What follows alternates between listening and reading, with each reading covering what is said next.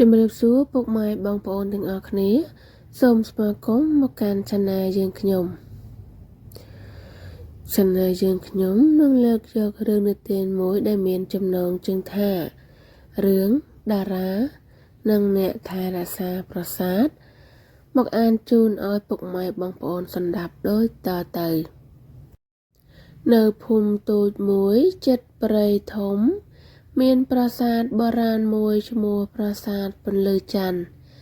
ប្រជាជនជឿថាប្រាសាទនោះមានអ្នកថែរក្សាអាចកំបាំងដែលការពារមិនឲ្យមានអ្នកចិត្តអាក្រក់ចូលបំផ្លាញតារាគឺជាក្មេងប្រុសក្លាហានមានចិត្តល្អនិងស្រឡាញ់ការស្វែងយល់ថ្ងៃមួយគាត់បានឮអ្នកចាស់និយាយថាប្រាសាទនោះកំពុងស្ងៀមស្ងាត់ប៉ុន្តែពន្លឺអាចកំបាំងនៅតែបង្ហាញនៅពេលយប់តារាចង់ដឹងការពិតក៏សម្រេចចូលទៅស្វែងរកនៅពេលទៅដល់ប្រាសាទតារាបានជួបបុរសម្នាក់ស្លៀកពាក់បែបបុរាណផ្នែកភ្លឺដោយផ្កាយបុរសនោះនិយាយថាខ្ញុំគឺអ្នកថែរក្សាប្រាសាទមនុស្សណាមានចិត្តលោភនឹងមិនអាចឆ្លងផុតពីទីនេះបានទេតែអ្នកមានចិត្តស្មោះត្រង់អ្នកថែរក្សាប្រាសាទបានសាកល្បងតារា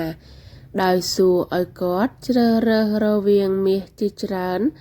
និងការពារប្រាសាទពីការបំផ្លាញតារាមិនស្ទាក់ស្ទើរឆ្លើយថាគាត់ចង់ឲ្យប្រាសាទនៅសល់សម្រាប់ជំនាន់ក្រោយពេលនោះប្រាសាទបានបញ្ចេញពន្លឺភ្លឺរលោងហើយអ្នកថែរក្សាបានញញឹមគាត់បានប្រគល់តារានៅខ្សែអលង្ការតូចមួយជាសញ្ញានៃការទុកចិត្តនិងនិយាយថាចាប់ពីថ្ងៃស្អែកទៅអ្នកគឺជាអ្នកការពារប្រាសាទក្នុងចិត្តមនុស្សទាំងអស់ដោយការនិយាយនិងការធ្វើល្អរបស់អ្នកតារាត្រឡប់ទៅភូមិប្រាប់រឿងនេះដល់អ្នកទាំងអស់គ្នា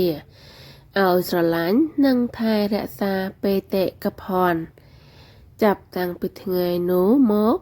ប្រាសាទពន្លឺច័ន្ទនៅតែឈរមាំមួនជាមួយរឿងរ៉ាវនៃចិត្តល្អនិងការទទួលខុសត្រូវរឿងនិទាននេះត្រូវបានបញ្ចប់សូមអរគុណពុកម៉ែបងប្អូនដែលបានស្ដាប់សូមជួយ like share និង subscribe ដើម្បីទទួលបានរឿងថ្មីទៀតជារៀងរាល់ថ្ងៃសូមអរគុណ